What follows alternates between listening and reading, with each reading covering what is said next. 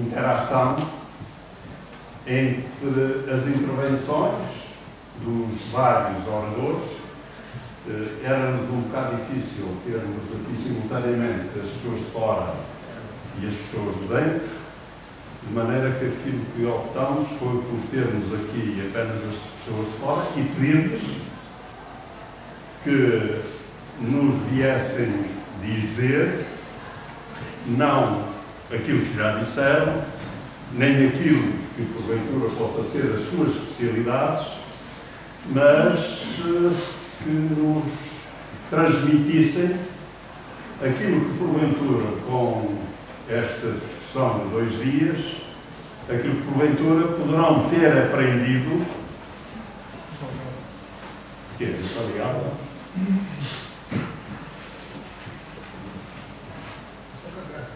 Muito bem.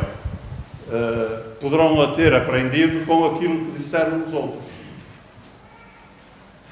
Isto é, ouviram-se uns aos outros, o que é que daquilo que disseram os outros a cada um mais sensibilizou. Eu gostaria de dizer 2 ou 3 coisas prévias. Não sei se terão reparado que as jornadas tinham como título Jornadas da Floresta. Mas por baixo havia um subtítulo que era A Floresta e os Incêndios. E não está lá por acaso. Os organizadores pensaram desde o início que esta matéria é uma matéria demasiado complexa e complicada para que tivéssemos a veleidade de pretender esgotar as nossas trocas de impressões nesta jornada de 2 dias. Então quer dizer que estas jornadas da floresta, estes 2 dias, serão, porventura, irão a ficar conhecidas, eu espero que sim, como as primeiras jornadas da floresta. As deste ano estiveram submetidas à floresta e aos incêndios, as de outras iniciativas futuras serão submetidas a outras temáticas, de que tivemos já aqui, mais do que evidentemente, múltiplas sementes que esperamos poder vir a ver desenvolver-se e a multiplicar-se.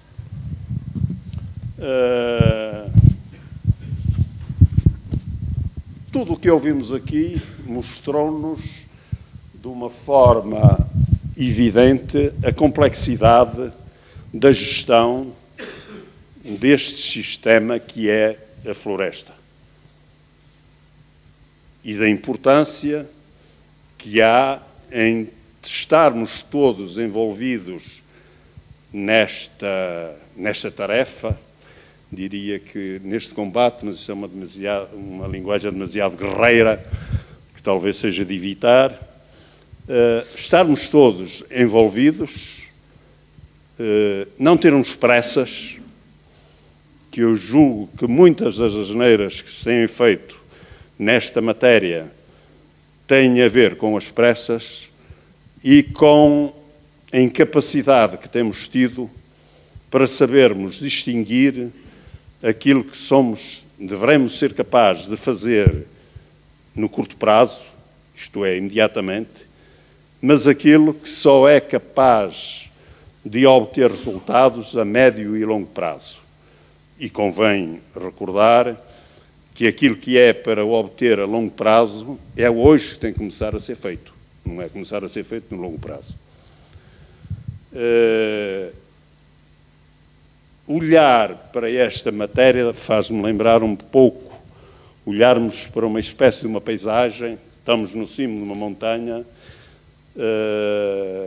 ou noutro sítio qualquer elevado, a paisagem que está à nossa frente pode ser exatamente a mesma, mas a forma como a vamos descrever, cada um, depende do ponto de observação em que estiver colocado.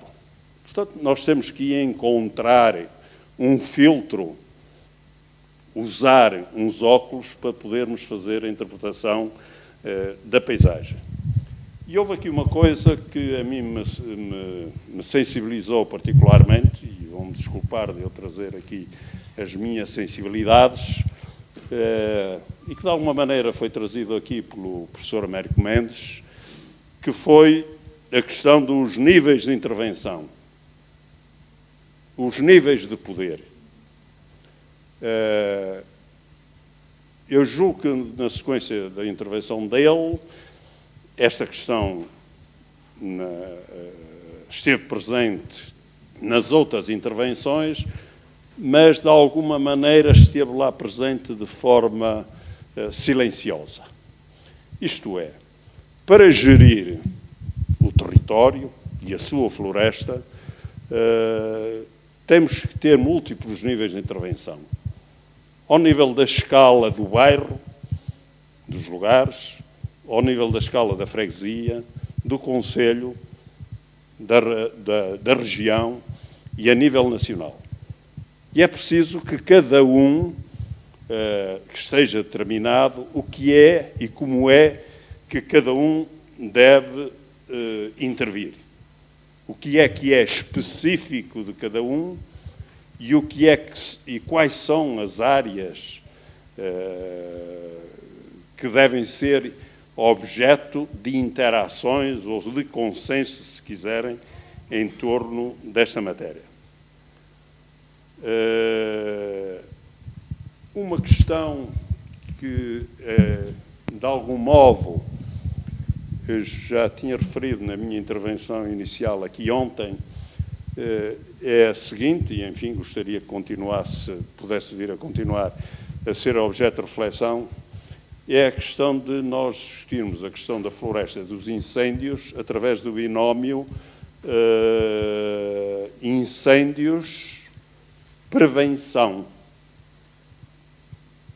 Como que a gestão da floresta estivesse subordinada a uma dinâmica mais importante, que é a dinâmica dos incêndios. Prevenção de quê? Prevenção dos incêndios. Eu julgo que a mudança de postura, a prevenção com certeza tem que existir, mas antes da prevenção há muito mais outras coisas que têm que ser cuidadas, que eu resumiria dizendo, de uma forma ampla, a gestão da floresta. Finalmente, um ponto que aqui não esteve muito presente, ou esteve presente através daquilo que se designou como sendo a participação cidadã na gestão do território, esteve presente, a questão é qual é o papel da proteção civil, ou ainda dito de outro modo e para mim melhor, qual é o papel da participação civil na gestão dos territórios. Porque eu creio, enfim, ou então porventura terei andado muito distraído e sou muito ignorante, mas aquilo a que temos vindo a chamar proteção civil, mais do que proteção civil, é quase como uma proteção militarizada. Aquilo que eu entendo como proteção civil é a mobilização dos cidadãos, cada um no seu posto e sabendo o que tem que fazer em cada circunstância. A forma como está formatada a proteção civil é uma forma que ignora a mobilização cidadã. Eu tive a oportunidade, ao longo da vida, de passar alguns períodos de tempo, por exemplo, em França e na Suíça, citando talvez o exemplo mais evidente da Suíça. Todas as famílias, todas as casas têm durante o ano dias, normalmente feitos ao fim de semana, em que se fazem exercícios coletivos em que cada um sabe exatamente o que é que há de fazer, quer em termos de tomar conta dos bens, quer em termos de tomar conta de pessoas. Eu, em Lisboa, vivo num prédio de 12 andares. Se porventura houver um terremoto, francamente eu não sei o que é que tenho que fazer, para além daquelas coisas genéricas, mete debaixo de uma mesa, enfim. Eu não sei o que é de fazer. Devo cuidar da senhora Maria que vive no lado de cima ou da dona Angelina que vive 3 andares abaixo. Devo ser por umas cordas do exterior e assim indefinidamente. Isto que que eu agora dei como exemplo de terremotos, julgo que deve poder ser extensível também para o caso dos incêndios e múltiplas outras coisas, outros fenómenos, quaisquer outras catástrofes. Eu peço desculpa desta intromissão em relação à matéria da proteção civil e, em particular, a quem possa aqui estar que seja responsável da proteção civil, mas é de facto uma questão que me preocupa e, tendo em conta a importância que foi dada à questão da mobilização, da participação, eu deixava aqui como que um apelo a que possamos vir a discutir esta questão de forma mais aprofundada. Agora, para organizarmos as intervenções, eu ia começar, eu estava aqui a olhar para o professor Cardoso Pereira, mas ele, como não esteve ontem, se calhar eu começava ali pelo meu lado esquerdo e pedia ao professor Américo Mendes que nos dissesse o que é que ouviu os outros. Também até não. Bom, dos que estamos aqui, acho que já todos nos ouvimos, a todos, várias vezes, e, portanto, obviamente, sem desvalorizar qualquer coisa de novo que se ouve sempre ou que já se tinha ouvido, e se ouviu melhor agora desta vez. Eu não posso deixar de voltar à questão que me parece que é essencial nisto tudo e como nesta intervenção inicial já foi dito, isso que para mim me parece essencial, eu agora corro o risco de me repetir, é que realmente esta questão não pode deixar de passar por iniciativas deste género que façam aqui um trabalho que tem que ser um trabalho imenso e que está muito por fazer de educação para a cidadania. Estas questões têm sido muito tratadas pelos engenheiros florestais, têm sido muito tratadas pelas pessoas que estão ligadas aos incêndios, e basta ver quem é que aparece nos debates sobre estas coisas, mas não têm passado muito destes dois grupos, não é? E não pode ser. E, portanto, bem-aja ao Círculo Cidadania, como é que Cultura e Cidadania, bem-aja à Câmara de Arouca por uma iniciativa como esta, que já é a segunda, que eu me lembro, não é? De fazer um esforço para trazer a este debate mais gente e de abrir este debate à sociedade em geral e de colocar isto no plano que deve ser, que é o plano da floresta ser uma questão de cidadania, não ser só com os bombeiros, não ser só com os técnicos florestais, não ser só com os proprietários florestais, é uma questão que nos diz a todos. E enquanto esta mudança não acontecer, nós vamos continuar a ter os problemas que já temos e de uma forma cada vez pior. E, portanto, é preciso que a sociedade civil, nas suas várias componentes, tome consciência destas questões e se robusteça e que se eduque contra um conjunto de ideias erradas que foram aqui, enfim, repetidas e bem sublinhadas pelos vários intervenientes, e que se organize coletivamente para que, e isso já foi mais a matéria da minha intervenção, e também teve nas outras com certeza, para corrigir políticas erradas que já duram há 200 anos, pelo menos. Porque também não vai ser só a sociedade civil que sozinha vai dar a volta a corrigir os problemas que este setor enferma. Precisa de uma dose maciça de boas políticas públicas. Uma dose maciça de boas políticas públicas. E para haver uma dose maciça de boas políticas públicas é preciso que a sociedade seja ativa, se empenhe e clame por essas políticas.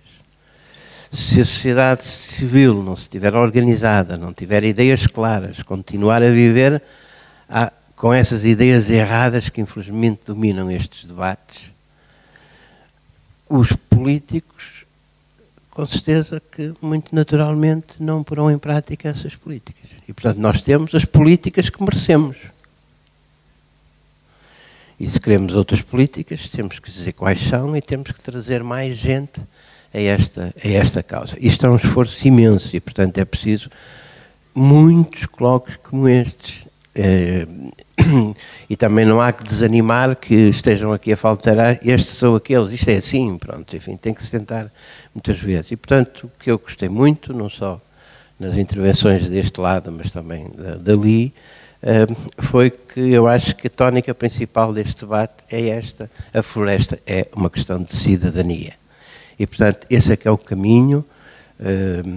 Pronto, e obrigado por me terem dado a oportunidade de também vir dar aqui o meu contributozinho para esta causa, que eu acho que deve ser a causa principal que nos deve unir a todos, cada macaco no seu galho, os técnicos e os investigadores a fazerem bem o seu papel, e tivemos aqui excelentes provas disso, os autarcas a fazerem bem o seu papel, e tivemos aqui uma boa prova disso, a sociedade civil organizada para discutir as questões principais e essenciais que nos devem mobilizar a todos, discutir como deve ser, não há moda aí de certos meios de comunicação social, tivemos disso aqui, e portanto este é que é o caminho que há a seguir, e é isto que eu levo comigo destes dias. Muito obrigado.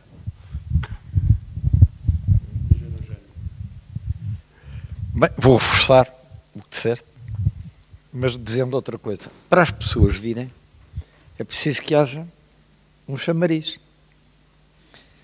Se nós nos limitarmos a falar na nossa tecnologia, nas nossas técnicas, é pouco provável que consigamos ser suficiente, porque estamos a falar para nós mesmos. É preciso falar para eles. Para eles virem, tem que se falar no valor que eles gostam, que é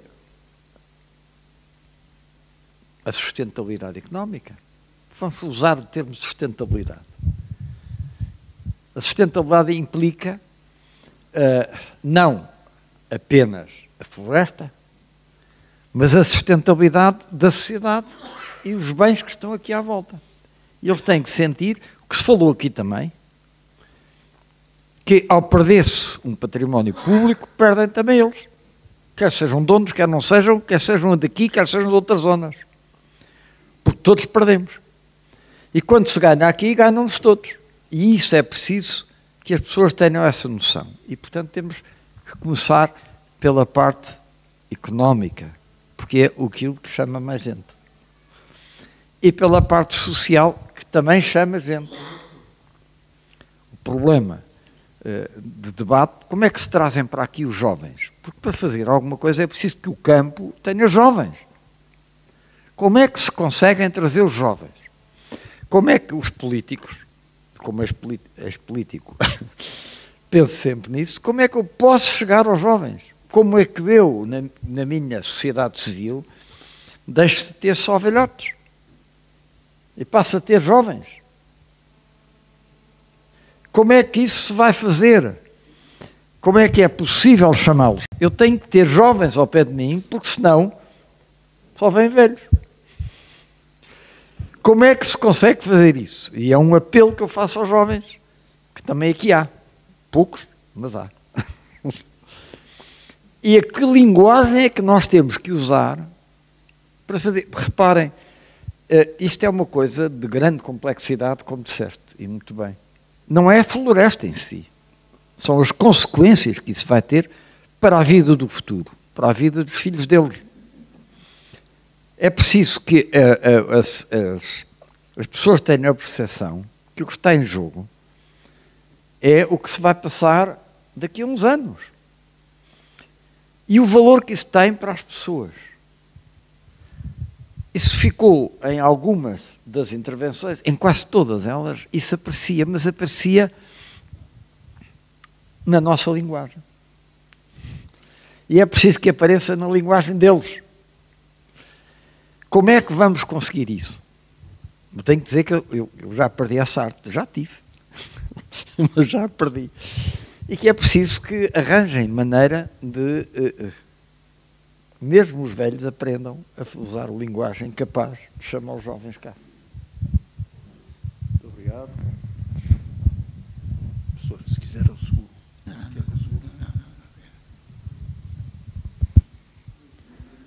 Bom,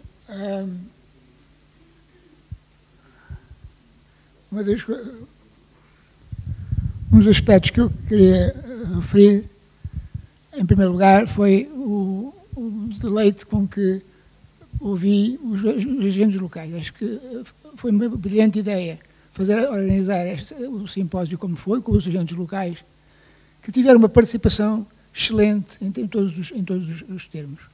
Na contenção, na manutenção do tempo, na qualidade científica daquilo que apresentaram e, mais importante, as tentativas de pôr em prática aquilo que sabem da teoria. Achei que foi uma ideia excelente e dou os parabéns à organização por ter pensado neste formato e ter encontrado participantes de tão elevado nível como tivemos aqui. Eu queria dizer duas outras coisas que são um corolário daquilo que foi dito durante estes 2 dias, ou este dia e meio. Uma delas é o pensar nas soluções dos problemas de uma maneira que parece que estamos perante de infalibilidade da ciência. A ciência é falível, não se pode prometer coisas com base em critérios científicos, não se pode prometer coisas que não estão disponíveis e a complexidade deste sistema é tão grande que ter uma visão, a ambição de ter uma visão global dele e considerar com isso que se estão a fazer propostas úteis é muitas vezes ilusório. Isto quer dizer, não estou a dizer que não temos conhecimento científico, estou a dizer simplesmente que não há infalibilidade neste mundo e, portanto, acho que é muito importante as pessoas terem noção que, por muito bom que seja a prevenção contra os fogos, por exemplo, estou a meter aqui em Seara Alheia, mas o Zé Miguel me corrigir-me se for preciso, não é possível, esqueci-me, é impensável apresentar uma solução final para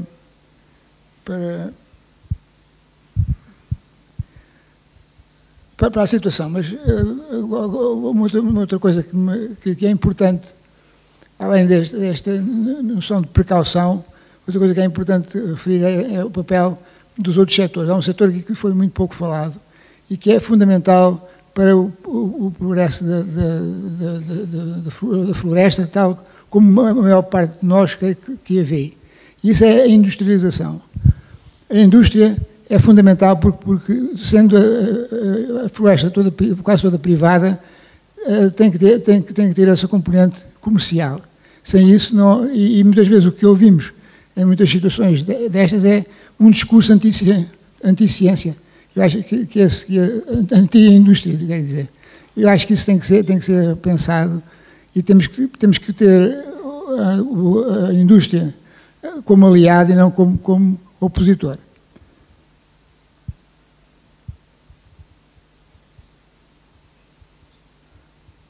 Voltando à questão que pus inicialmente da infalibilidade, nós temos que olhar para a questão dos incêndios, por exemplo, como um terremoto. A gente não sabe quando é que um grande incêndio vai ocorrer, a gente não sabe quando, mas que vai ocorrer um dia. Portanto, não podemos, temos que explicar às pessoas que não há soluções infalíveis, que há muita complexidade e que todos temos que ativamente participar na tomada de decisões, porque só essa continuidade é que pode fazer com que haja uma melhoria constante do conhecimento, que é fundamental para resolver os problemas complexos como este que temos da nossa floresta. Muito obrigado, professor. Eu passo. Bem, eu essencialmente partilho aquilo que os meus colegas já transmitiram. Deixo aqui um contributo que é um pouco... Nós olhamos muito para o problema dos incêndios como algo que podemos resolver. Mas, na verdade, não podemos. Digamos, em termos definitivos e absolutos, não podemos. Porque é o mesmo que... Portanto, tentar prevenir incêndios ou combater incêndios é o mesmo que tentar impedir que chova ou tentar impedir que haja um ciclone.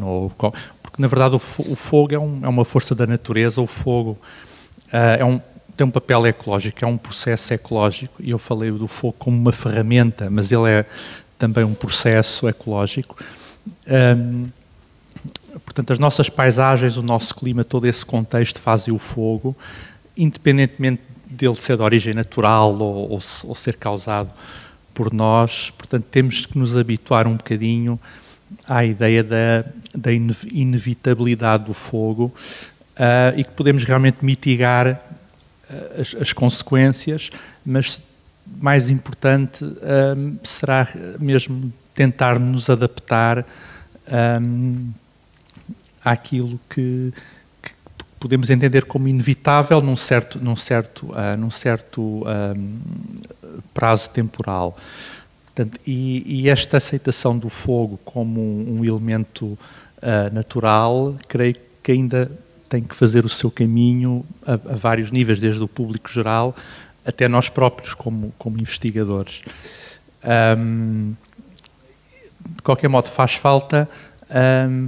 Eu frequentemente vejo um pouco aqueles fact sheets que os anglo-saxónicos produzem e se calhar, talvez agora com o Centro do Conhecimento do Fogo, pudéssemos produzir alguns desses fact sheets para políticos, para decisores, para o público em geral, porque já se sabe, já não se sabe tudo, mas já se sabe bastante e temos que passar esse conhecimento e essa mensagem devidamente digerido para públicos-alvo diferentes. E no que respeita a isto, temos um grave problema em Portugal, que é realmente a falta de uma extensão florestal e também nesta área, não é? Outros países têm organização dos cidadãos à escala local, eles sabem exatamente o que têm que fazer em caso de fogo. Por exemplo, os australianos têm o slogan do ficar e defender ou partir cedo, e as pessoas têm todas elas isso bem presente e agem em conformidade e recebem formação, etc. E em Portugal está muito por fazer esse trabalho junto das pessoas. Basta ver as questões relacionadas com o cumprimento da legislação da limpeza em torno das habitações, não é? Que é muito pouco cumprida, creio, na maior parte dos municípios, e quando é cumprida, creio que é muito à força da pressão, da multa, não é? Portanto, há que fazer um trabalho mais didático, mais pedagógico, envolver mais as pessoas, mas isto também é uma questão da organização, como já foi dito, das comunidades locais, e nós portugueses somos muito maus na organização a várias escalas, a vários níveis, não é? E passo, creio que...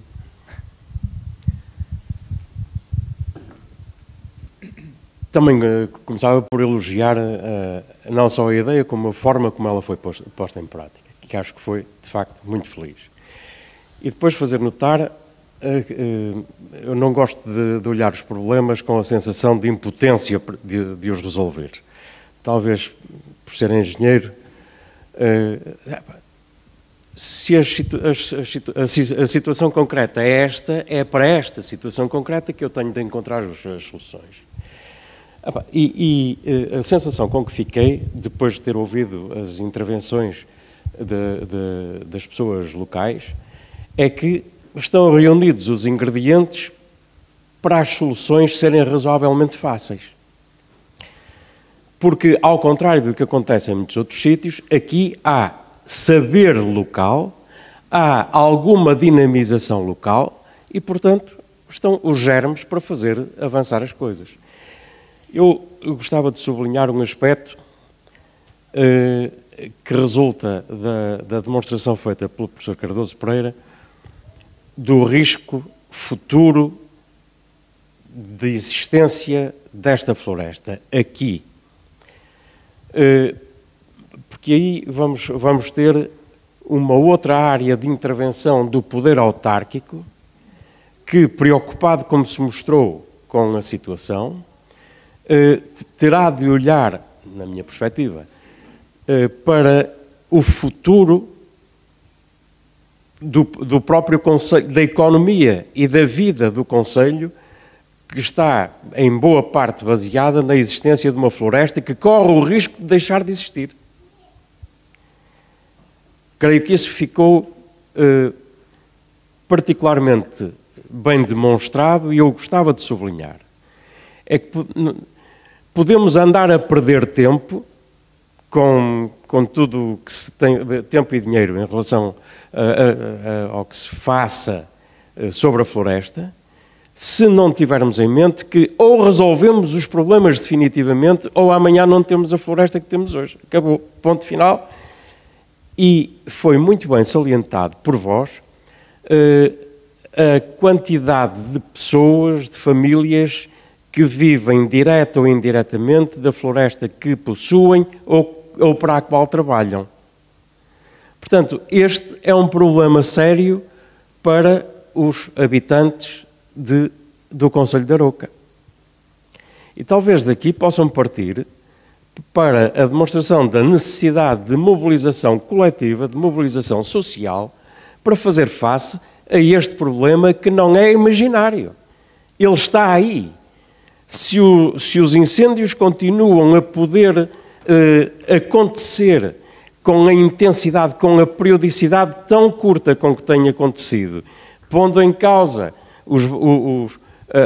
a própria capacidade de regeneração natural dos povoamentos queimados, bom, às tantas nada disto faz sentido.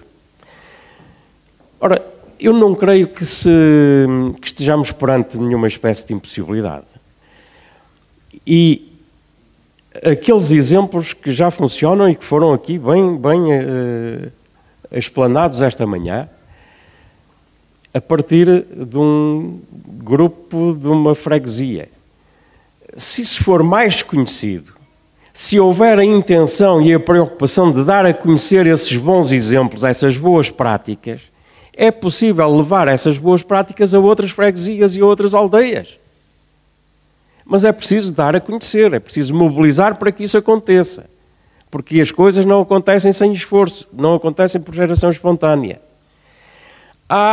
Se a comunicação social... Pois é, mas a comunicação social é isto que temos e que está nas mãos, cada vez mais, de pessoas que estão perfeitamente nas tintas para tudo isso.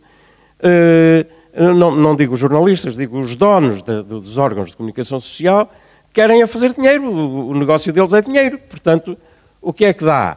Não me admiro nada que que neste ano, eu ia dizer o próximo ano não, é a próxima época de fogos, estejamos relativamente aos incêndios nas televisões, como estamos hoje relativamente ao futebol, com mesas redondas de peritos de futebol a comentar o chute que se deu para a direita ou a cabeçada que se deu para a esquerda e que não devia ser para a esquerda, devia ser para a direita, e por este andar, havemos de estar a cair nisso.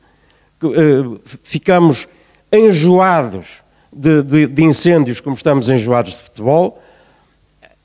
Bom, mas porque a comunicação social é isso, alto, mas não é toda isso. Há comunicação social, designadamente aqui no Conselho, que não tem essas características. E, portanto, que é possível fazer um trabalho junto dos órgãos de comunicação social do Conselho para os convencer da necessidade e da oportunidade, do interesse que tem para o Conselho e para os seus próprios leitores, levar ao conhecimento da população as coisas boas que acontecem na floresta aqui no Conselho. Isto é perfeitamente possível. E a partir disso, podem-se organizar visitas para demonstrar, para trocar impressões, para discutir. Isto é possível fazer. O Engenheiro Rainho creio que não está. Queria desejar-lhe que não... Ah, está. Nós estamos aqui com os holofotes. Pois é, estamos sob tortura. Que não lhe faltem as forças, porque isto não vai depressa. Para quem quiser que isto vá depressa, não pode agir. O ganhar a confiança das populações, o ganhar a confiança dos pastores, para poder haver uma troca de impressões, isso demora algum tempo. Mas também lhe digo, quando se agarra uma pessoa dessas, fica agarrada mesmo, não é? Se não lhe frustrarmos as expectativas. E uma coisa que apreciei aqui particularmente foi exatamente a capacidade que ficou demonstrada de ir ao encontro dessas pessoas, de ir tranquilamente aprofundar para dar resposta às suas necessidades específicas, aquelas pessoas naqueles locais. Portanto, esse é o caminho. Deixem-me, e vou calar-me imediatamente a seguir, mas gostava de dar este exemplo, que aliás cito naquele livrinho que está lá fora. Tive a oportunidade de visitar uma vez no sul de Espanha, já na fronteira no sul de França, já na fronteira com a Espanha, um pequeno território, com as características idênticas às do nosso Douro, mas em ponto pequeno, portanto um terroir de vinho com interesse, que vive do vinho e do turismo, porque é junto ao mar. Vinho e turismo. E onde os incêndios se repetiam periodicamente e prejudicavam, claro, queimavam a vinha, ficava um aspecto desgraçado, prejudicava o turismo e tal. Até que os bombeiros, os responsáveis autárquicos e os habitantes do território se juntaram e resolveram tomar medidas em conjunto. E discutiram muito porque a princípio havia as opiniões mais dispares. O que é que era preciso fazer? Bom, discutiram muito, mas chegaram a uma conclusão. E era tudo propriedade privada. Portanto, qualquer medida que se tomasse ia afetar os proprietários de alguma parte do território. Mas é assim que se faz a capacitação da sociedade. É percebendo que é preciso tomar medidas e que as medidas vão ter consequências para nós próprios. Bom, e chegaram à definição de uma coisa que foi: é preciso criar, porque os bombeiros queixavam-se que não tinham condições para manobrar os carros, etc. Bom, então criaram espaços para que as viaturas pudessem ir até determinadas zonas e manobrar. Enfim, tomaram um conjunto de medidas que permitiram corrigir aquilo que até aí faltava. Acabaram os incêndios. Não houve mais incêndios. Porque criaram as condições para que eles não existissem e, quando existissem, fossem mortos logo à nascença. Não é? Portanto, esta atitude de ir junto das pessoas, naqueles pontos mais críticos, naquelas situações mais vulneráveis, e não ter pena de perder noites a discutir e voltar segunda vez e voltar terceira vez até se encontrar uma solução. Pode não ser a melhor, mas é a mais aceite por aquela gente. E, portanto, é uma maneira de ganhar as pessoas para, quando houver o fogo, colaborarem com os que têm a responsabilidade do combate e fazerem parte ativa da solução. Era isto que eu gostava de sublinhar. Muito obrigado. Eu só cheguei hoje de manhã, infelizmente não pude estar cá ontem, cheguei no começo da intervenção do Sr. Segundo Comandante, e quando o professor Brandão Alves pediu para nós dizermos o que é que tínhamos gostado mais, ou o que é que tínhamos aprendido, os meus colegas daqui de cima que não me levem a mal, mas o que eu gostei mais, o que eu aprendi mais, foi com os locais.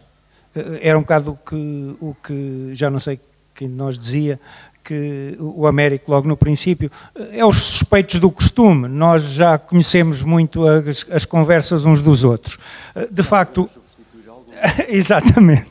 De facto, o que mais me chamou a atenção e eu mais guardo foi a solidez da experiência, a profundidade, a lucidez, o bem informado que estão as intervenções no terreno, não eram as intervenções orais aqui, a interpretação do fogo do ano passado, a compreensão do problema, a transposição dessa boa compreensão do problema para intervenções no terreno, para mobilização das populações à escala muito local. Isso foi, de facto, aquilo que mais me marcou e com que eu mais aprendi e de onde espero poder até tirar referências, informação e coisas úteis para a minha atividade de ensino. Relacionado com a questão da mobilização dos cidadãos, de que o Sr. Adriano Francisco falou localmente, isto que nós aqui estamos a fazer também é uma atividade de mobilização dos cidadãos e de envolvimento nas pessoas, na contribuição para o assunto, e eu acho que ela é particularmente importante porque eu confesso que estou bastante cansado de alguns chavões, algumas ideias que persistem há décadas e que são o contrário desta postura de mobilização dos cidadãos. Duas das grandes ideias ainda muito enraizadas na opinião pública são precisamente o oposto disto, são a desresponsabilização. A culpa do fogo é dos incendiários, portanto eu posso queimar as minhas silvas, as ramas das minhas batatas, posso atirar cigarros pela janela do carro fora, porque eu sou boa pessoa, não vou causar fogos. Quem causa fogos são os maus, são os incendiários. Portanto, eu não preciso me preocupar com isso. Posso fazer o que calhar, estou aqui, estou bem intencionado, não há de haver azar. É uma postura de desresponsabilização que é o oposto do que nós aqui estamos a tentar fazer. O outro aspecto é, isto não é problema meu, eu não estou na causa e também não estou na solução. A solução são os meios aéreos. Quando a coisa correr mal, venham os aviões. É muito, desculpem-me, o eventual percepção de pessimismo, mas é muito ao caráter português. Não há nada melhor que uma soluçãozinha caída do céu, não é? Gostamos muito. Portanto, estes testemunhos que eu hoje de manhã aqui ouvi de intervenção no terreno e o facto de aqui estarmos nesta discussão vão ao contrário destes maus hábitos coletivos que nós temos e, portanto, eu congratulo muito com o que aqui estamos a fazer. Finalmente, um outro aspecto que se calhar não é muito agradável de ouvir. O Paulo Fernandes falou em adaptação às circunstâncias, o seu segundo comandante terminou a intervenção dele a dizer, a citar o Marco Castelnau, a dizer que não vamos resolver ou acabar o problema do fogo, temos de aprender a conviver com ele. Eu aí se calhar até fazia uma ressalva. Nós temos de ser mais humildes e de perceber melhor a coisa. Esta história do fogo não é bem um problema, é ser otimista, chamar-lhe um problema. Porque um problema é uma coisa muito bem estruturada, muito bem organizada, que tem quase inerente uma solução. E isto é... Eu ia usar uma expressão francesa, mas os franceses são um bocado pretenciosos. Os franceses chamariam isto uma problemática. Eu acho que isto é um emaranhado de problemas. E um emaranhado de problemas é uma coisa diferente de um problema isolado. E tem de se olhar para ele com alguma calma e alguma humildade. E uma das implicações que isso pode ter é que, se calhar, não só em Aroca, como no país inteiro, nós não temos de admitir a possibilidade de que não seja sustentável toda a área florestal que nós gostaríamos de ter. Nós temos uma atitude de partida antiga e que eu acho que é errada, que é de pensar que, obrigado, que 2/3 do país têm vocação florestal. A verdade é que 2/3 do país não tem vocação agrícola, o que é uma coisa um bocadinho diferente de dizer que tem vocação florestal.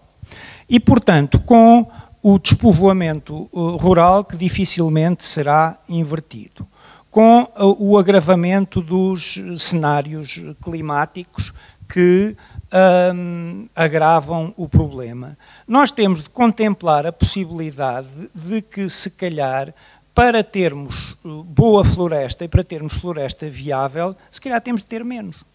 Mas isso não é necessariamente um drama, porque há outras alternativas. Há pastorícia, há várias outras formas, há caça, há várias outras formas de utilização dos espaços. Eu não estou a dizer que tenha de ser assim, estou a dizer que temos de admitir essa possibilidade. E faço o paralelismo com outra coisa que me choca frequentemente, que é quando há tempestades, invernos muito maus, e há problemas na costa, nunca se levanta a questão, nunca se admite a possibilidade de que uma das alternativas é recuar. Não é despejar mais betão e mais caminhão de areia em cima de caminhão de areia e mais tonelada de betão em cima de tonelada de betão e mais molhes e mais pontões e mais infraestrutura e mais engenharia civil. Portanto, as circunstâncias gradualmente estão a tornar-se muito sérias e nós temos de perder alguma dose de expectativas exageradas, quando não mesmo de arrogância, e admitir a possibilidade de que, se calhar para fazer melhor, podemos ter de fazer menos. Obrigado.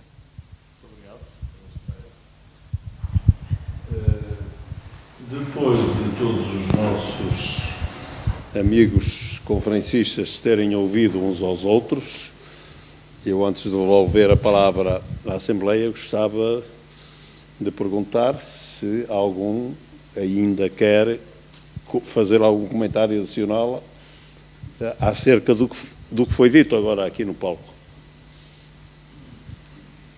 Bom, se esse...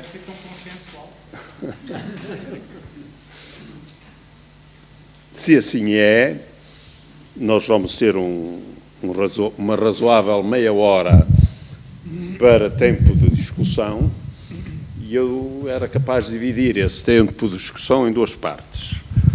Uma primeira parte, que seria reservada para as interpelações que os agentes locais, que porventura ainda cá estejam, e eu pelo menos estou a ver 3, o engenheiro Pedro Quaresma, o Santos de Portugal e o professor Esteves. Não sei se será mais algum, mas eu não consigo ver. Ótimo. Sim, senhora. E, portanto, depois disto, o que é que querem dizer ou o que é que querem questionar? Passada essa fase, depois devolvíamos a palavra à Assembleia em geral e a eles também, se quiserem intervir mais. Portanto, façam favor.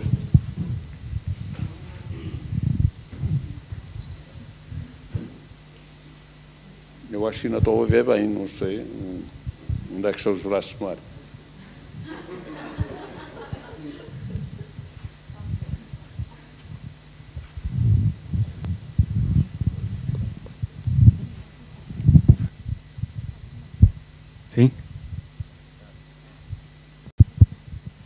Deve estar.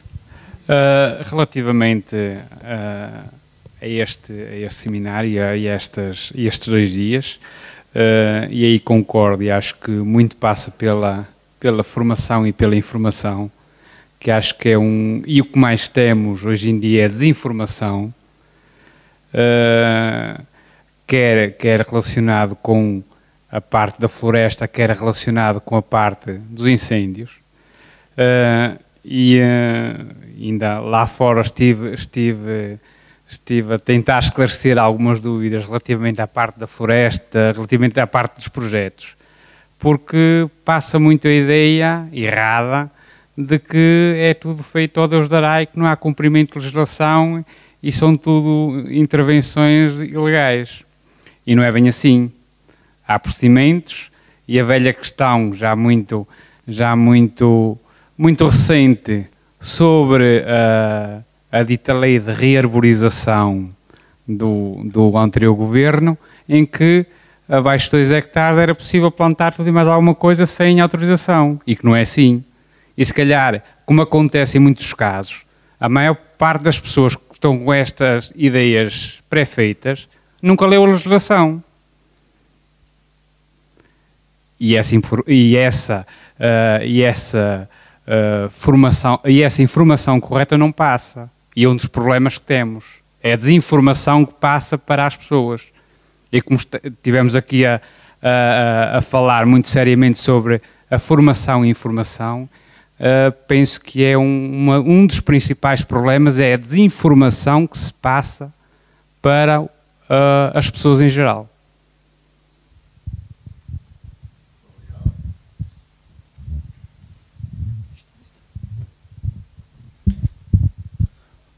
Ora, mais uma vez, muito boa tarde a todos. Há pouco na intervenção do engenheiro Eugénio Sequeira, ele lançou uma dúvida muito pertinente: o que é mato e o que é floresta. Há terrenos onde, por exemplo, o nosso grupo tem intervido, num dos baldios, temos andado a plantar árvores essencialmente autóctones, que são pequenos arbustos neste momento. Aos olhos macro daquilo que nós pretendemos que venha a ser uma floresta, para muita gente aquilo é mato. Porquê? Porque vão crescer agora as carquejas e outro tipo de mato, e as nossas árvores vão demorar 2 ou 3 anos até terem uma altura que, se calhar, dado a dificuldade daquele terreno, que não é propriamente um terreno muito fértil, portanto vão crescer de uma forma lenta, e um dia destes tememos nós, uma vez que são árvores de crescimento muito mais lento, tememos nós que sejam interpretadas como mato e, portanto, deixar de arder. Se um dia isso voltar a acontecer, naturalmente o nosso esforço de voluntariado vai ser posto em causa. Claro que nós vamos nos levantar novamente e vamos reflorestar novamente, mas há esta questão daquilo que é o deixar de arder, porque é mato.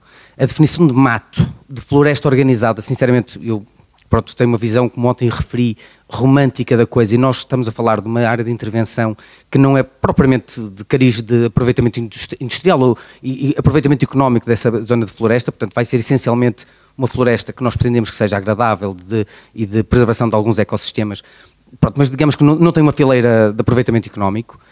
É difícil, não vale a pena estarmos aqui a escamotear isso de outra forma. Portanto, nós tememos que isso um dia venha a ser interpretado como sendo é mato, deixar de arder. Que tipo de proteção é que nós poderíamos conseguir para proteger, ou para definirmos esse tipo de áreas que vão permanecer num limbo, que não são mato, nem são floresta. Mas nós pretendemos que sejam floresta, senão nunca serão, se for descontrolado ou se não for protegida devidamente, e isto tem custos, porque a manutenção essencialmente de facto de mato e das silvas e das pequenas ervas, elas têm que ser controladas, porque senão, lá está, temos acumulação de matéria orgânica ao fim de 4, 5, 6 anos, antes que as árvores sejam consideradas floresta. A questão toda está como é que nós vamos proteger isto, e voltamos outra vez aos recursos e aos meios financeiros, porque estes terrenos, não vamos falar estas matas, vamos falar estes terrenos, para serem limpos vão precisar de uma mão de obra manual ou ligeiramente mecanizada, e que não pode ser combatida com os fogos que o engenheiro Paulo referia, de fogo controlado, porque lá está, são pequenas árvores que nunca terão a oportunidade de crescer se forem controladas dessa forma. Portanto, há aqui uma definição, uma parte do trabalho muito importante que a investigação deveria colocar disponível. O que fazer, como fazer neste tipo de terrenos.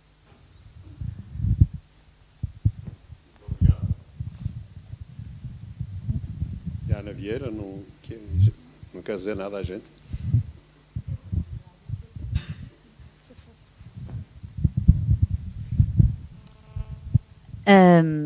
Bem, na verdade a apresentação foi feita ontem, portanto eu também queria agradecer em nome das 12 pessoas que não estão aqui, mas que fazem parte ativa da matéria-prima, a oportunidade que deram de nos apresentarmos e mostrarmos o trabalho que humildemente temos estado a fazer na encosta norte da Serra da Freita, na zona do Baldio. E o que eu gostava que saísse daqui era de facto talvez mais uma oportunidade de nos fazermos ouvir. O engenheiro Vítor Lobo falava ontem da forma como os políticos decidem nos gabinetes e não conseguem chegar junto das populações. Portanto, eu espero que o nosso movimento, se servir para alguma coisa, obviamente que vamos plantar e vamos continuar a tentar limpar caminhos e fazer reservatórios de água, etc. Mas esperamos ser uma voz que seja ouvida e isso é muito difícil. Portanto, espero que momentos como este existam mais e obrigada. Já agora que estou com o microfone na mão, é que de facto há pouco foi referido, não é importante um pequeno pormenor, é que a comunicação local, os jornais, sempre apoiaram todas as iniciativas de grupos como o nosso nas nossas ações.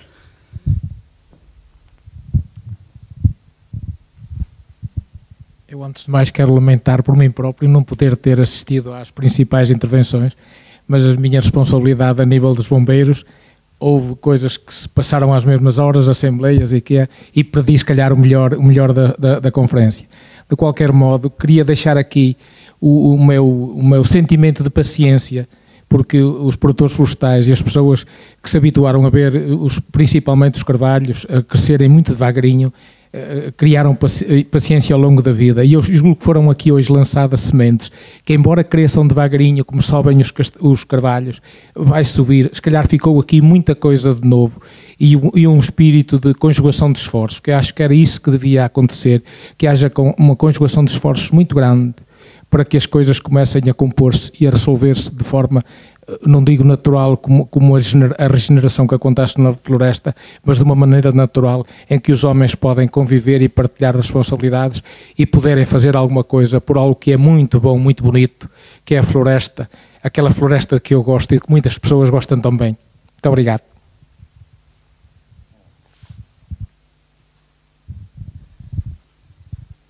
Portanto, tudo o que aqui se passou, eu acompanhei com muito agrado e só lamento uma coisa, é que tantos anos que andei para a Escola Nacional de Bombeiros, nunca tenho encontrado nenhum dos senhores por lá, porque lá aprende-se o combate, mas não se aprende a essência do que aqui foi mostrado por todos vós. De uma maneira ou de outra, os assuntos que se prendem com a floresta e os incêndios têm, na verdade, importância. E nunca tive lá nenhum dos senhores para nos falarem sobre essas situações.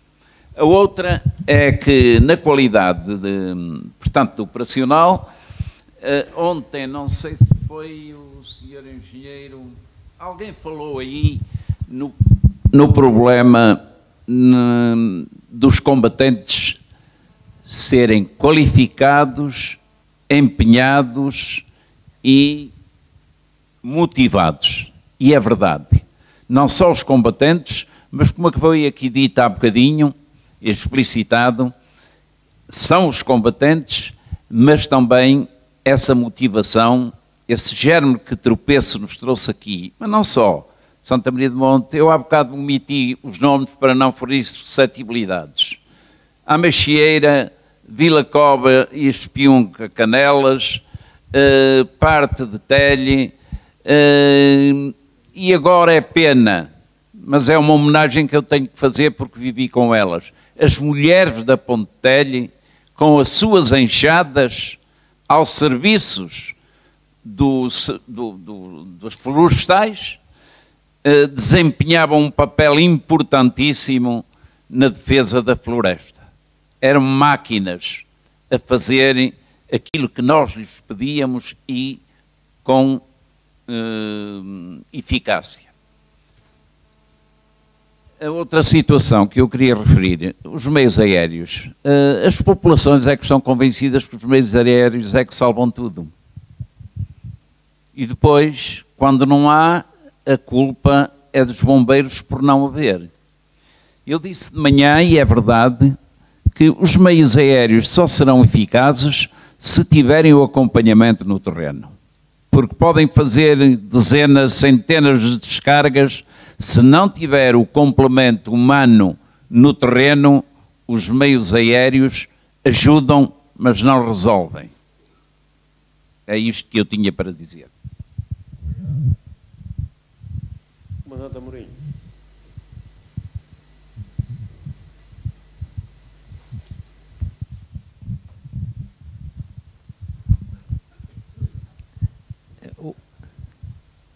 Boa tarde a todos. Acima de tudo, queria agradecer a iniciativa e sentir-me confortável realmente com a iniciativa dos agentes locais. Essa foi uma área que, assim, nós após estes grandes incêndios de 2016, nós bombeiros sentimos o peso da responsabilidade. Muitos de nós passámos praticamente uma semana dedicados a esta causa de forma ininterrupta. E realmente um dos pesos que nós sentimos era claramente a exigência que a sociedade nos faz de efetivamente o combate a incêndios ter a entrega a nós. Eu tenho outra visão e espelhei isso durante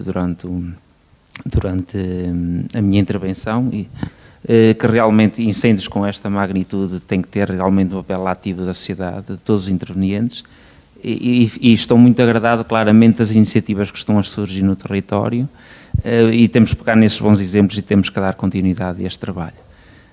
Por outro lado, também agradeço as comunicações mais na minha área, que efetivamente para tentarmos compreender realmente melhor este fenómeno, que eu tenho dedicado parte da minha vida também a estudar estes factos e que efetivamente agora foram perfeitamente cimentados realmente por pessoas com currículo invejável nesta matéria, que efetivamente temos que aprender a lidar com estas catástrofes, temos que saber claramente gerir o risco e claramente estarmos melhor preparados para lidar com estas situações. E pronto, era agradecer só a organização por este evento e claramente acho que é uma semente que fica e temos que dar continuidade a este trabalho. Obrigado. Acho que podemos terminar com um rainha ou não? Sim. Bem, realmente faço as minhas palavras, as palavras do Filipe, realmente no agradecimento e relativamente ao convite que me foi feito e realmente dar também um apoio para uma próxima organização, contem comigo, se acharem conveniente, cá estarei para trazer outros exemplos e dizer à plateia uma sensação, aquilo que me toca particularmente relativamente à gestão da área de montanha. Nós falámos aqui dos fogos florestais e eu tento sempre, quando falo para as pessoas, situar bem a minha área de trabalho.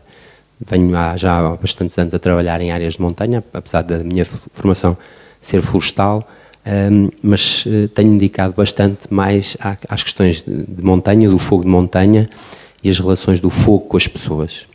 E nessa perspectiva a Serra da Freita tem-me ensinado bastante nesse aspecto de estabelecer pontos com as pessoas locais e interagir com essas pessoas no sentido de tentar satisfazer as suas necessidades, ou seja, pôr o meu conhecimento ao dispor dessas pessoas.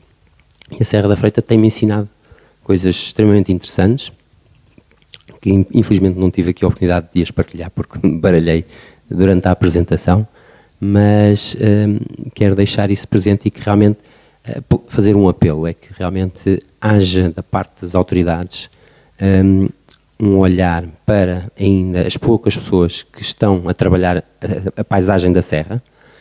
Há uma aposta forte, a Arouca está a fazer uma aposta forte no turismo e não é possível ter uma paisagem minimamente atraente sem o trabalho que as pessoas fazem de moldar a paisagem.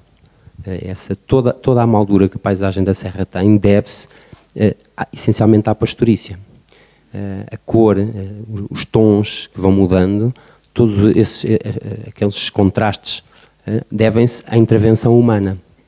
E ela está por dias, esta intervenção está por dias. Olhando para a idade das pessoas, vê-se claramente que isto está por dias. E tem que haver um olhar para esta situação e tentar, de alguma maneira, encontrar formas de valorizar os produtos que esta serra dá, nomeadamente a arauquesa e os cabritos, porque, na verdade, aquilo que eu vejo, naquilo que eu observo, as transações que se dão dos animais são transações que, de certa maneira, não acrescentam o valor necessário para atrair mais pessoas. A forma como o negócio é feito, o valor que se dá ao produto de excelência da serra, não torna o negócio atrativo. Ou seja, dificilmente atrairemos jovens para aquele território. Isso é fundamental que num próximo debate, numa próxima iniciativa, se fale de formas de acrescentar valor e que esse valor caia nas mãos de quem realmente trabalha a paisagem e que esta paisagem depois possa ser vendida como uma paisagem também de excelência. Muito obrigado. Muito obrigado. Os meus colegas aqui deste palco querem intervir. O professor Marco Mendes, o Sr. Sequeira e o professor Paulo Fernandes. Portanto, quero eu uma palavrinha. Começa? É melhor não. É melhor não. O quê? Polícias hoje não vieram. Não, para já não tenho assim nada de relevante. Então pronto. Eu só quero, se não houver, a palavra volta para a Assembleia, não volta. A palavra volta. Pronto, então... Não, eu sou rápido. Não, eu sou rápido. Bom, quando há bocado me deram o microfone, não era para eu bater na minha tecla, mas eu vou bater, mas espero não incomodar muito mais. É assim, penso que ficou aqui consensual e eu sublinhei esse ponto de que estas questões têm que ser trazidas para este terreno da educação para a cidadania, do robustecimento da sociedade civil na discussão destas questões. Mas dito isso, não podemos ficar assim por esta conversa um bocadinho genérica. A participação tem que ser uma participação organizada. Não é? E nessa organização, por amor de Deus, não se esqueçam de que um eixo central dessa organização da sociedade civil tem que ser a organização daqueles que estão mais diretamente ligados a isto, chamados produtores florestais, proprietários florestais. Por amor de Deus, não deixem esse tipo de organização diluído aí no meio da conversa geral sobre a participação cívica. São 90 e muitos % da área florestal em Portugal que está na mão dessa gente. E há um risco enorme disto ficar aí diluído no meio da conversa geral, porque o que domina em relação a essa gente é o discurso do absentismo, que é outra forma de responsabilização. Isto está mal, porque há uns malandros que não... Os que são disso não cuidam. Ora bem, aqui como na farmácia há de tudo. Há os que cuidam, os que não cuidam, os que cuidam assim. E daqueles que cuidam e que estão a fazer esforços muito grandes para cuidar, que sejam ajudados. E eles já estão a fazer a sua parte. Criaram organizações de produtores florestais, 100 e tal, que cobrem o país todo. Criaram ZIFs. Pagam cotas. Compram serviços, pagam do seu bolso a limpeza das matas. Alguns são malucos, porque aquilo não dá rentabilidade nenhuma, né? E estão a cuidar disso. O que é que está aqui a faltar? E foi isso que eu tentei, na minha intervenção, sublinhar. Há aqui alguém que não está a fazer a sua parte. As políticas públicas não estão a fazer a sua parte. E é isso que de essencial está a faltar. E porquê é que as políticas públicas não estão a fazer a sua parte? E agora é que eu concluo. Porque, de facto, o nível de participação cívica, a discussão destas coisas aí na comunicação social, etc., não está a ser feita como deve ser. e está envenenada com essas ideias do absentismo e dos incendiários e dessa coisa toda. E, portanto, o papel importante de debates como estes é corrigir essas ideias erradas, chamar a atenção que os proprietários florestais não são todos uma cambada de malandros, há alguns que não são, e que estão a fazer grandes esforços, e que é aí que tem que ser, para mim, esse é o ingrediente principal que está a faltar no nosso setor florestal, é promover a organização coletiva daqueles que estão mais diretamente ligados a isto, que são os produtores florestais. E eu aqui, produtores florestais não é só também o produtor florestal individual, portanto, os casos que foram aqui mostrados de pessoas que são com partes de baldios, que estão a trabalhar em baldios e a fazer todas aquelas experiências interessantes e bonitas, que a questão também são parte do meu, enfim, do que eu chamo a organização de produtores florestais. Não é só o produtor individual, é o produtor também comunitário, e portanto isso também é parte deste, enfim, daquilo que eu designo por isso. Portanto, participação sim, mas deixemos-nos também de uma conversa muito lírica e muito assim por cima, com 800 metros de altitude, desculpa lá, Zé Miguel, não é para brincar, é o que eu sobre a participação cívica. A participação cívica tem de ser organizada e nesse nível de organização não esquecer os que são proprietários de 90 e tal % da área florestal, especialmente aqueles que já estão a dar o lito por isso, não de agora, já há uns bons anos a esta parte, e por isso, muito bem, este debate chamou-os cá, tivemos aqui a Associação da Arouca, pronto, eu também falei pela parte da minha associação, mas somos apenas um exemplo de outros que existem pelo país todo e que as políticas públicas não estão a acarinhar como deve ser, e isso é que eu acho que deve ser corrigido. Só reforçar uma coisa que foi dita aqui e mudar uma coisa que é importante. A pastagem de carvalhos, como estão a fazer lá em cima no baldio, a tentar salvar os carvalhos, é o mesmo que está a fazer para ganhar dinheiro a Floresta Atlântica, que está a comprar neste país todos os terrenos que têm carvalhos para mais tarde poderem ter madeira de carvalho para gastar no mobiliário. Uma vez que nós importamos 700 milhões de euros anuais de carvalho a França e a Alemanha. Ora, a Floresta Atlântica está a comprar os terrenos para fazer isso. Se eles compram, é porque rendem. E porquê é que rendem? Porque têm pasto. Portanto, meter aqui os pastos e meter os pastores e meter os proprietários numa organização comum.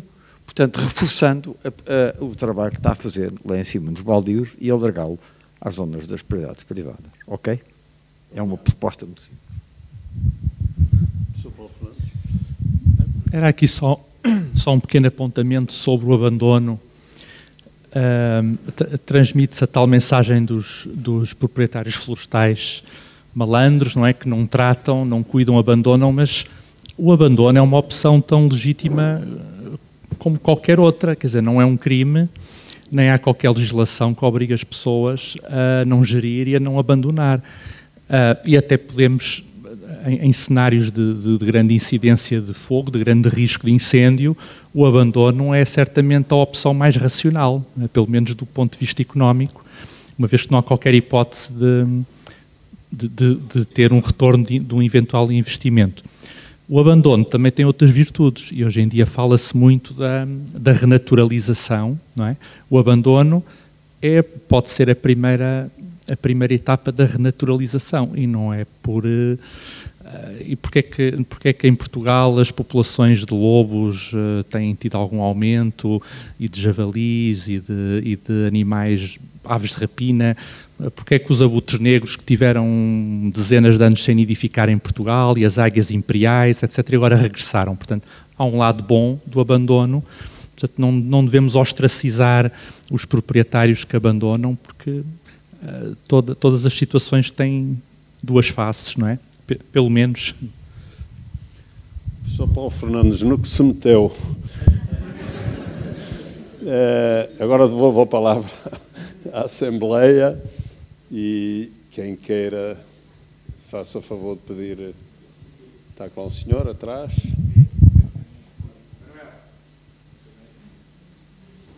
Teixeira, Alexandre.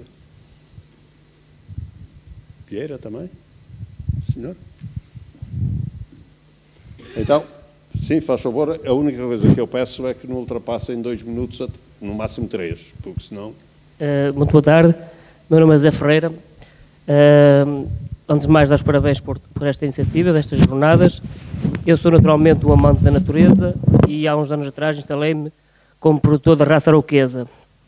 E um dos principais objetivos, ou um dos objetivos, não o principal, mas os objetivos eram 2 ou 3, e um deles era realmente a prevenção contra incêndios. E isto porque eu nasci numa aldeia onde sempre houve vacas arauquesas e dificilmente havia incêndios.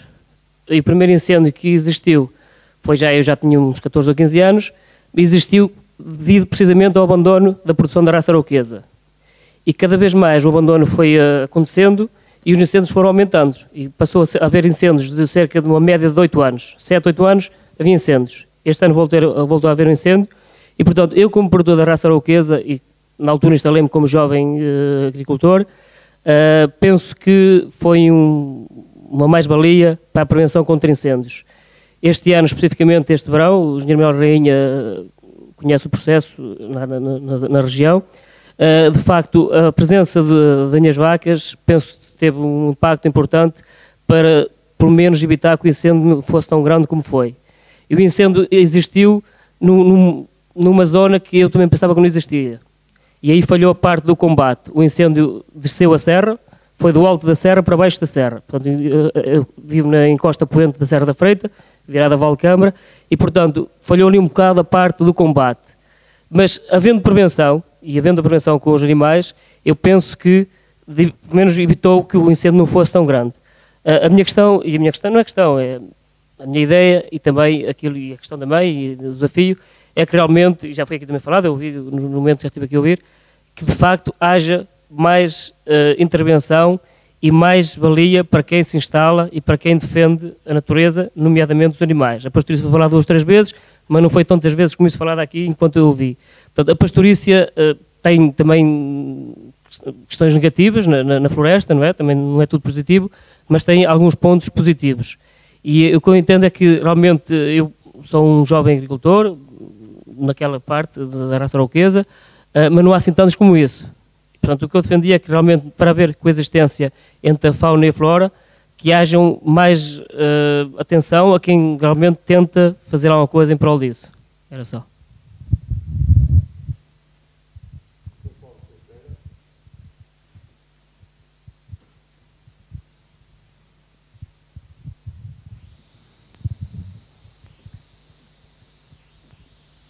Está ligado.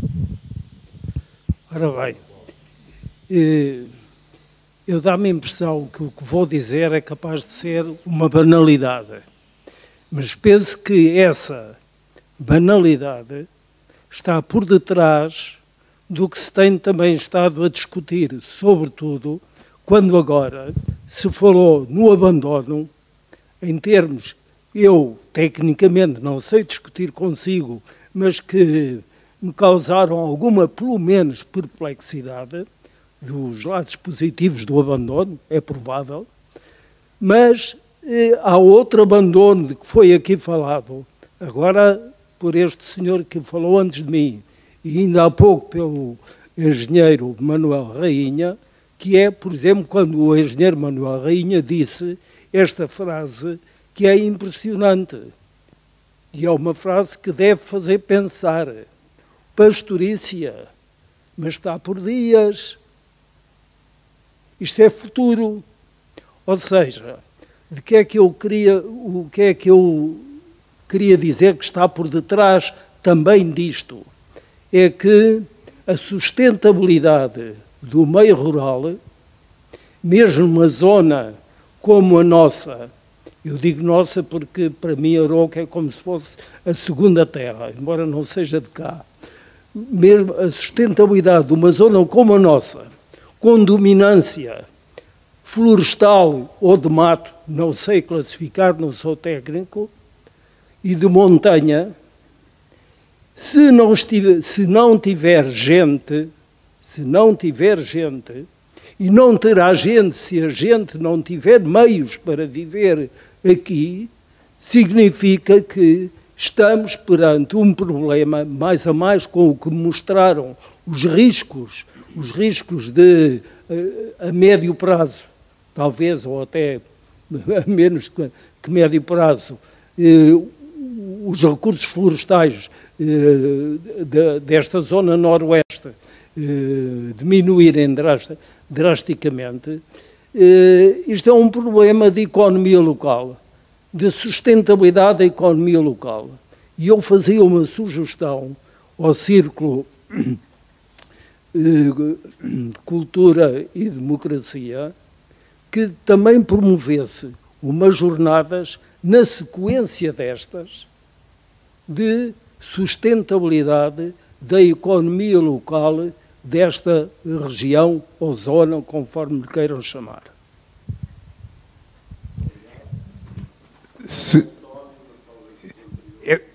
É só para ganhar tempo aqui, é uma coisa muito rápida. É uma ideia que pode ser uma proposta que é, se calhar, mais ingênua do que provocatória, mas Arouca tem uma área relativamente grande de baldios. Ora, os baldios só têm um proprietário, digamos assim, para simplificar, só têm um proprietário. Por que não aproveitar agora, nas áreas de baldios ardidas, para fazer um exemplo daquilo que deve ser feito em termos de ordenamento da floresta e em termos de sustentabilidade. Aqui não há uma multitude de proprietários, há um, e portanto seria com esses, nomeadamente também incluindo a Câmara, que também tem propriedade, também tem baldios, e que poderia fazer dessas áreas um exemplo para os outros poderem ver o resultado.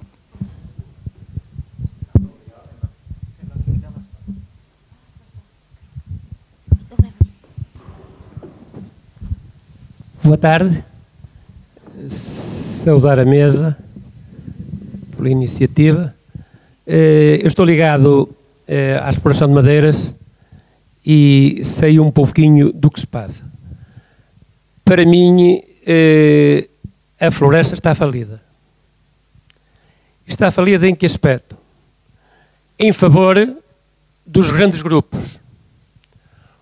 Os grandes tubarões uniram-se, botaram o preço para onde quiseram, aproveitaram-se dos incêndios para cortar entre os 40% e os 50% no produto que nós lá íamos levar, e a culpa não é dos proprietários. A culpa é de alguém que nos devia defender e não defende. Portanto, eu não quero resposta sobre a minha intervenção. Queria que alguém levasse este recado a quem de direito, para que meia dúzia de tubarões organizarem-se, cortarem as fronteiras e porem tanto os proprietários como as pessoas que trabalham as madeiras na miséria. Portanto, era só esse recado que eu queria dar. Muito obrigado. Não sei quem vai levar a mensagem, tem a pessoa que os pombos correios que estão cá. Posso? Não, eu... Desculpe. Só um bocadinho. Ok. Alexandre.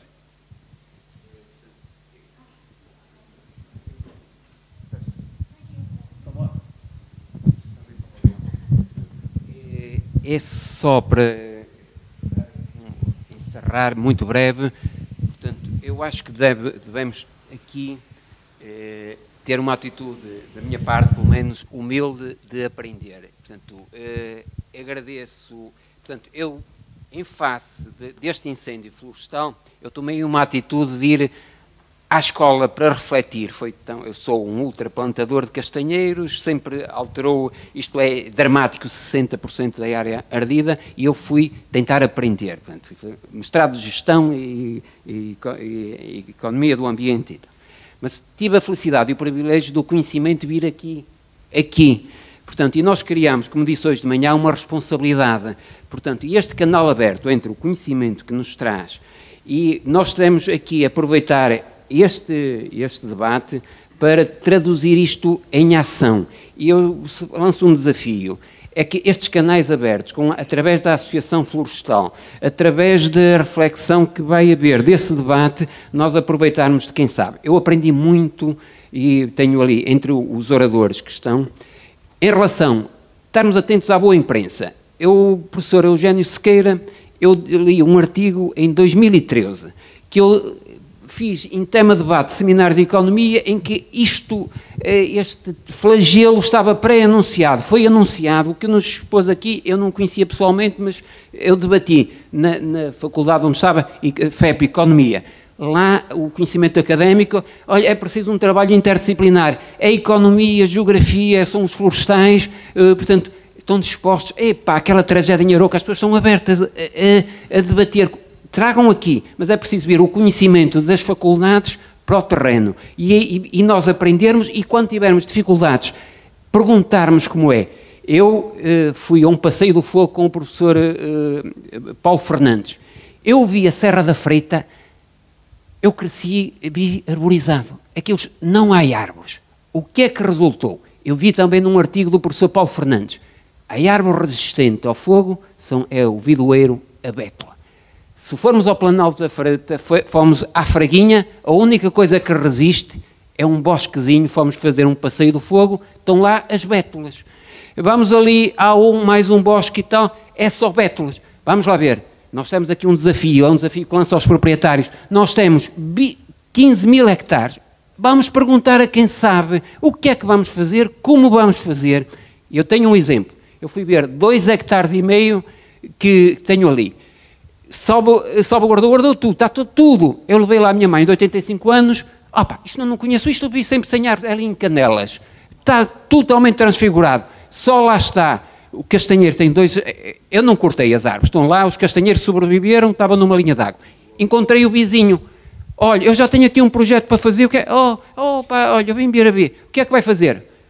Olha, eu vou fazer um projeto, amigo, nós somos vizinhos, nós temos que ser bons vizinhos, o que quer que vá fazer, nós temos que nos acordar, temos que coordenar e ter uma ação conjunta. Não faça nada sem me falar. O projeto é o engenheiro Quaresma que vai fazer. Vamos pensar devagar, no sentido, vamos devagar, vamos pensar, porque está aqui toda a área, vamos fazer uma coisa em condições, porque isto é para 40 anos. E é esta troca de ideias, de conhecimentos, aprender com quem sabe, executar. Portanto, eu saio daqui motivado. Último, e volto outra vez à questão. 40 anos, se arder, nós não aproveitamos nada. Temos aqui componentes, bombeiros, comandante, intervenções importantíssimas do comandante Esteves, do segundo comandante. Mas isto aqui é a questão da cidadania. Aqui, eles têm que estar, são só 70, não fazem nada. Mas, sendo um terremoto, nós temos que, proteção civil, temos que estar preparados. Eles têm que ter, os proprietários todos, somos 1000, somos 2000, temos que ser bombeiros. E há muito, só relato o seguinte, é a experiência, aquela questão de tocar a sirene e estar todas. Nós, aquela mancha vermelha que apareceu da Arouca, na fotografia de satélite vermelha, o fruto deste, e isto vai dar frutos, o vermelho da Arouca vai desaparecer, porque isto é uma questão central. Arouca, acabaram-se os grandes incêndios, e isto é um desafio para todos nós. A questão é, portanto, nós se formos, eu já estive a falar com o segundo comandante, aqui um desafio, façam formação, o proprietário tem que ter o tal pau com a mangueira, que quando for necessário, porque às vezes é aquela intervenção decisiva, e quando for necessário temos milhares, um exército de milhares de combatentes. A Arouca tem que dar o exemplo pela positiva, os grandes incêndios acabarem em Arouca, porque nós queremos floresta. Peço imensa desculpa. Bem, mas peço-lhe que passe agora isso aí para trás. E, mais uma vez, muito obrigado. Também queres tu lá atrás? José Pedro? Não, isso, exatamente. Mas também tens que falar pouco.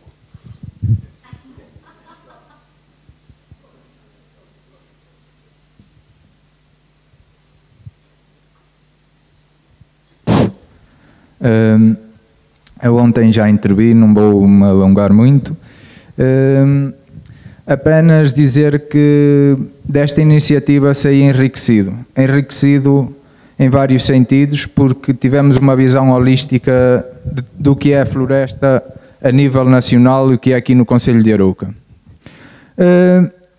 Utilizando palavras ali do engenheiro Manuel Rainha, que eu aqui há tempos fui com ele para o campo,